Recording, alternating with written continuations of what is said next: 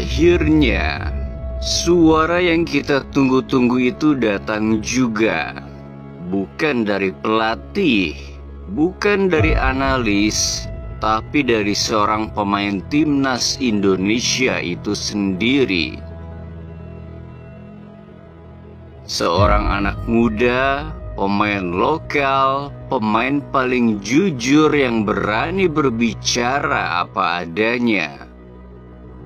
Ia menyuarakan unek-uneknya, sebuah pemikiran yang sama persis dengan kita, yang selama ini mungkin hanya bisa kita bisikan di ruang-ruang diskusi. Jadi ya bisa dibedakan lah cara pertandingan dan cara gaya bermain ya kita bisa lihat sama-sama. Saya nggak bisa ngomong banyak di sini. Kita semua bisa melihatnya, dan saya tak bisa banyak berkata-kata lagi. Kalimat singkat tapi terasa seperti ledakan. Karena di balik kata-katanya ada kegelisahan dan ada kejujuran yang selama ini tertahan. Lalu muncul suara-suara pembelaan. Kita harus melihat sisi positifnya. Ball possession kita meningkat, dan timnas kita sudah mulai berani bermain menyerang. Tapi justru disitulah letak pertanyaannya. Kenapa dengan polosnya kita masuk ke perangkap musuh? Kenapa kita merasa bangga menguasai bola, padahal sebenarnya kita sedang dijebak secara sistematis? Australia bukan tim sembarangan. Mereka tahu cara bermain, dan mereka tahu cara membuat kita terlena.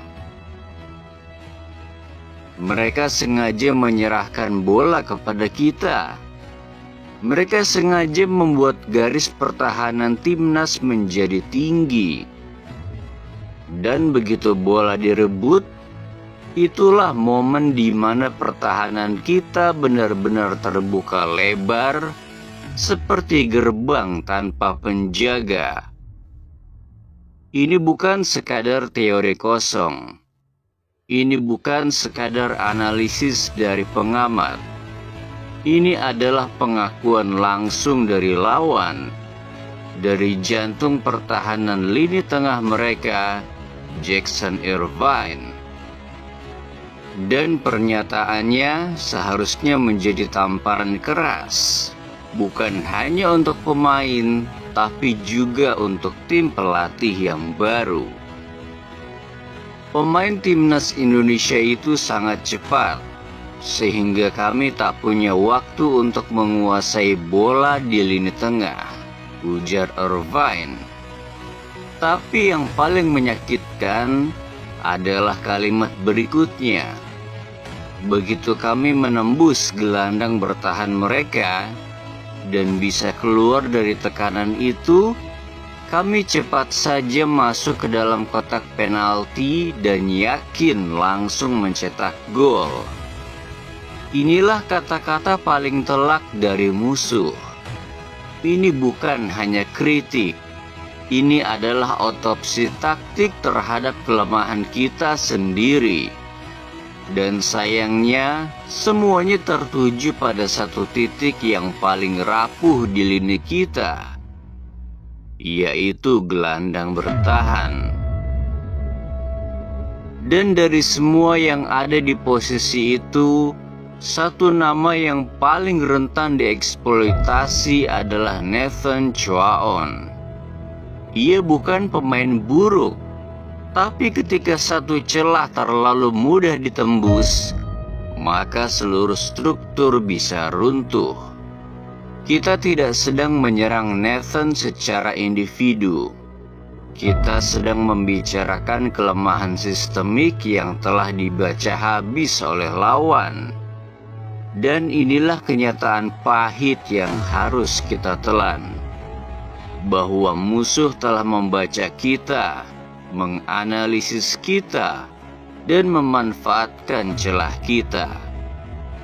Sementara kita masih terbuai oleh istilah total football, filosofi sepak bola menyerang, juga terbuai oleh statistik penguasaan bola yang itu sama sekali tak menghasilkan apapun.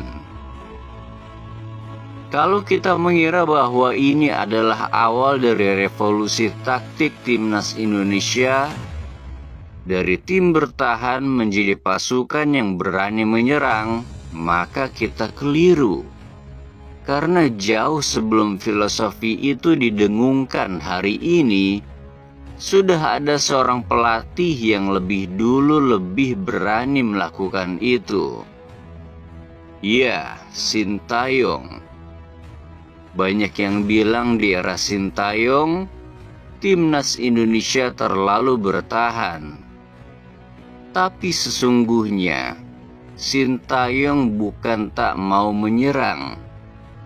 Dia sudah menghitung dengan sangat matang apa risiko dan apa harga yang harus dibayar ketika sebuah tim berani keluar menyerang saat melawan tim sekelas Australia. Itu sudah Sintayong pertontonkan pada kita semua di panggung besar di Piala Asia 2023. Saat babak knockout mempertemukan Garuda dengan sang raksasa Australia. Di sanalah Sintayong menunjukkan keberaniannya. Sintayong seperti mencoba menunjukkan kepada kita bahwa dengan komposisi tim semacam ini, saya bisa membuat timnas Indonesia bermain menyerang. Dan benar saja hari itu, Garuda terbang dengan sayap menyerang, dengan struktur, dengan keberanian, dan dengan kejutan taktik yang luar biasa. Jordi Amat, sang tembok pertahanan, bahkan sempat ditarik naik sebagai gelandang bertahan. Langkah tak biasa, tapi itulah keberanian Sintayong. Ia seperti bermain di luar kebiasaannya. Dan hasilnya memang mengerikan pada awalnya. Bahkan di babak pertama kita mendominasi permainan dan Australia hanya mampu menciptakan satu tembakan on target. Namun disitulah terletak harga yang harus dibayar. Karena setiap keberanian selalu datang dengan risiko. Dan saat kita memutuskan untuk menyerang Australia, maka kita pun harus siap menerima konsekuensinya. Sintayong sudah lebih dulu melalui jalan berduri itu. Ia pernah berdiri di titik yang sama, titik di mana keberanian menyerang dibayar mahal dengan kehancuran di lini belakang. Karena yang dihadapi bukan tim biasa. Ini Australia, tim dengan efektivitas mematikan. Tim yang tak bisa diberi ruang barang 1 detik saja. Tim yang akan menghukum setiap pemain yang keluar dari posisinya, seolah berkata, "Satu kesalahan kecil, 1 gol untuk kami." Dan benar saja, 4 gol berhasil mereka lesatkan ke gawang seorang Hernando Ari.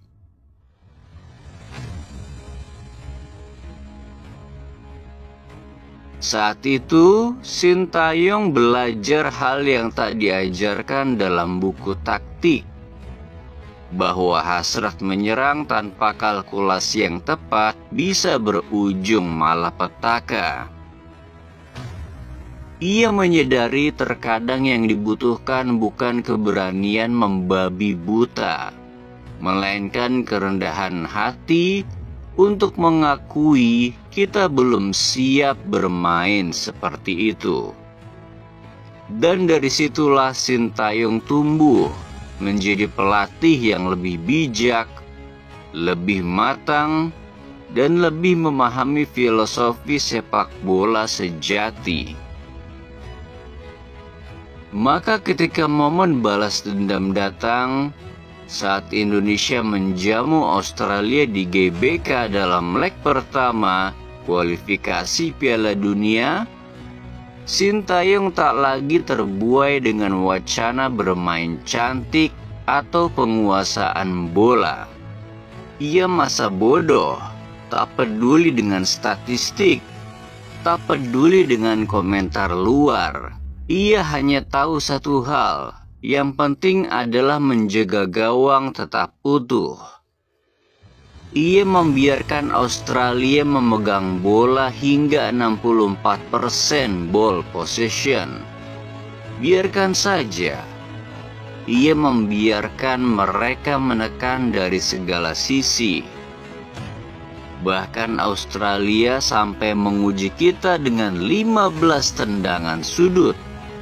Iya, 15. Dan ingat, itu berarti 15 peluang untuk seorang Harry Souttar, raksasa setinggi 2 meter lebih yang menjadi mimpi buruk di setiap set piece. Tapi di sanalah justru kita melihat kejeniusan Sintayong. Ia tahu persis kapasitas pasukannya. Ia paham bagaimana memaksimalkan pertahanan. Bukan dengan gaya, tapi dengan kecerdasan. Ia menempatkan Jay Itse sebagai komandan pertahanan, dan Jay menjelma menjadi benteng yang tak tergoyahkan. Setiap bola mati, setiap crossing, setiap duel udara, semua dijinakkan oleh sang jenderal yang satu ini. Dan apa hasilnya? Australia pulang dengan tangan hampa. Tak satu pun gol bisa mereka ciptakan. Tak satu pun celah bisa mereka manfaatkan. Inilah sepak bola yang sebenarnya. Sepak bola yang bukan soal pamer statistik, tapi soal bagaimana bertahan dengan harga diri dan membungkam raksasa dengan kecerdasan taktis yang luar biasa. Dan tampaknya federasi telah melupakan satu hal penting, satu bagian terakhir, sebuah potongan puzzle yang hampir saja disempurnakan oleh Sintayong. Ya, Sintayong hanya butuh satu kuping terakhir untuk menyelesaikan mahakarya yang telah ia bangun sejak lama di Timnas Indonesia. Satu kuping itu adalah striker, satu ujung tombak yang akan menjadi penyempurna dari revolusi yang nyaris sempurna. Ia sudah membangun pondasi yang begitu kokoh. Ia sudah merancang arsitektur pertahanan yang megah. Dan lihatlah komposisinya. Di bawah Mister Gawang berdiri Marten Pas, tembok terakhir yang tak mudah dijebol. Di depannya berdiri tegak 3 tembok baja sejajar. Justin Hübner, Rizky Ridho, dan El Capitano Jay Itse. Di kanan ada Sandy Walsh, si petarung sejati yang selalu setia membela Panji Garuda. Di kiri ada Kelvin Verdonk, si pendiam yang tak pernah kenal dengan arti lelah. Di lini tengah berdiri Tom Haye dan Ivar Jenner. Duet dua maestro yang memegang kendali tempo permainan bak orkestra megah. Semua sudah lengkap, semua sudah solid. Tinggal satu saja. Seorang pemecah kebuntuan, sang predator di depan gawang.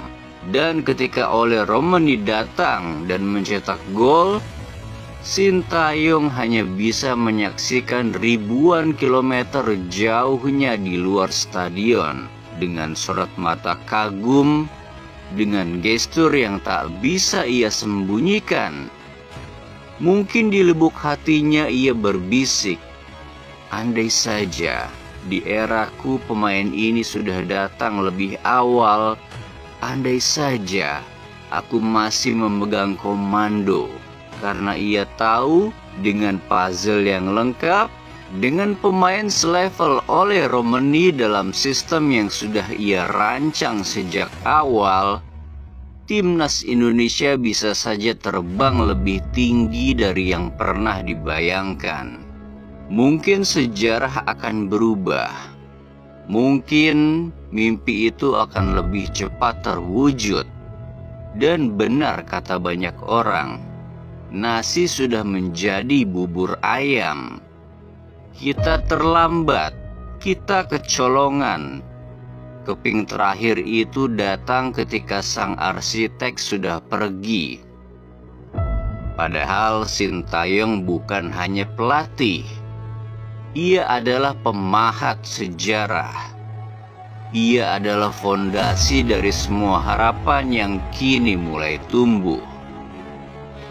Namun ini bukan soal ego, bukan soal kerinduan kepada pelatih yang dulu. Ini tentang satu hal yang jauh lebih besar, tentang harga diri sebuah bangsa.